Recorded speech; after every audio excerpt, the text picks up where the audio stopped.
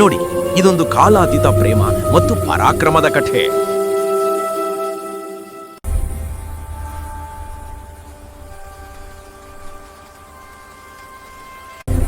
ಪುರಾತನ ಭಾರತದ ಒಂದು ಸುಂದರ ರಾಜ್ಯ. ಅಲ್ಲಿ ಧರ್ಮವೇ ಉಸಿರಾಗಿದ್ದ ರಾಜ ಮಹೇಶ್ವರ ಮತ್ತು ಆತನ ಪ್ರಾಣಕ್ಕಿಂತ ಹೆಚ್ಚು ಪ್ರೀತಿಸುತ್ತಿದ್ದ ದಿವ್ಯ ಸೌಂದರ್ಯದ ರಾಣಿ ಮಾಯಾ ಆಡಳಿತ ನಡೆಸುತ್ತಿದ್ದರು. ಅವರ ರಾಜ್ಯದಲ್ಲಿ ಶಾಂತಿ ಸಮೃದ್ಧಿ ತುಂಬಿತ್ತು. ಅದರ ಮೆನ್ಪಿಡಿ, ಒಳ್ಳೆಯದಿದ್ದಲೆಲ್ಲ ಕೆಟ್ಟದೊಂದು ಇರಲೇಬೇಕು. ಅಂತಹದ್ದೇ ಒಂದು ಕರಾಳ ಶಕ್ತಿ, ದೈತ್ಯಾಕಾರದ ರಾಕ್ಷಸ ಕೊರೋರ ಅವರ ಸುಖಕ್ಕೆ ಕಣ್ಣು ಹಾಕಿದ. ಅವನ ಬಂದಿದ್ದೇ ಗೊತ್ತಾ? ನಿಷಿದ್ಧ ವನದಿಂದ ಕಪ್ಪು ಹೊಗೆಯಂತೆ ಹೊರಬಂದ. ಕಣ್ಣು ಮಿಟಕಿಸುವುದರೊಳಗೆ ಆ ರಾಕ್ಷಸನು ತನ್ನ ಮಾಯಾ ಸರಪಳಿಯಿಂದ ಮಾಯಾಳನ್ನು ಬಂಧಿಸಿಬಿಟ್ಟ.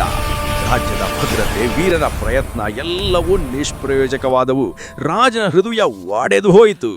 ಆದರೆ ಮಹೇಶ್ವರ ಸುಮ್ಮನೆ ಕೂರುವವನಲ್ಲ.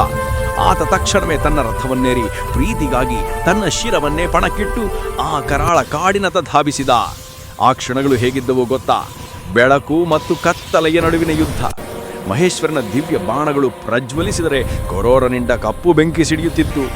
ಇಬ್ಬರು ಮುಖಾಮುಖಿಯಾದಾಗ ಅವರ ಖಡ್ಗ ಮತ್ತು ಗದೆಗಳ ಸದ್ದು ಇಡೀ ಕಾಡನ್ನೇ ನಡುಗಿಸಿತು. ಕೊರೋರನಿಗೆ ಯುದ್ಧ ನಿಯಮ ಗೊತ್ತಿರಲಿಲ್ಲ.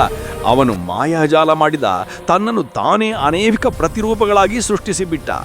ಆ ವಿಷಮ ಪರಿಸ್ಥಿತಿಯಲ್ಲಿ ಎಲ್ಲವೂ ಮುಗಿಯಿತು ಅಂದಿಕೊಂಡಾಗ ನಮ್ಮ ರಾಣಿ ಮಾಯಾಳ ನಿಜವಾದ ಶಕ್ತಿ ಪ್ರಕಟವಾಯಿತು. ಆಕೆ ತನ್ನೊಳಗಿನ ದಿವ್ಯ ಶಕ್ತಿಯಿಂದ ಆ ಕರಾಳ ಬಂಧನಗಳನ್ನು ತುಂಡರಿಸಿದಳು. ಅದು ರಾಜನಿಗೆ ಹೊಸ ಶಕ್ತಿ ನೀಡಿತು. ಮಹೇಶ್ವರನು ತನ್ನ ಅಂತಿಮ ಆಯುಧ, ಇಡೀ ವಿಶ್ವವನ್ನೇ ಬೆಳಗವಲ್ಲ ಮಾಯಾ ಮೋಕ್ಷ ಅಸ್ತ್ರವನ್ನು ಹೂದಿದ.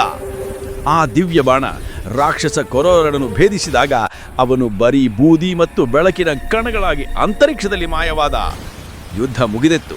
ಸುಸ್ತಾಗಿದ್ದರೂ ಗೆಲುವಿನ ನಗುವಿನೊಂದಿಗೆ ಮಹೇಶ್ವರನು ಆ ಬೂದಿಯ ನಡುವೆ ಹೆಜ್ಜೆಯಾಕಿ ತನ್ನ ಪ್ರೀತಿಯ ರಾಣಿಯನ್ನ ಅತ್ಯಂತ ಮಮತೆಯಿಂದ ಎತ್ತಿಕೊಂಡರು. ಅವರ ಕಣ್ಣುಗಳು ಪರಸ್ಪರ ಮಾತನಾಡಿದವು. ಪ್ರೀತಿ ಗೆದ್ದಿತ್ತು.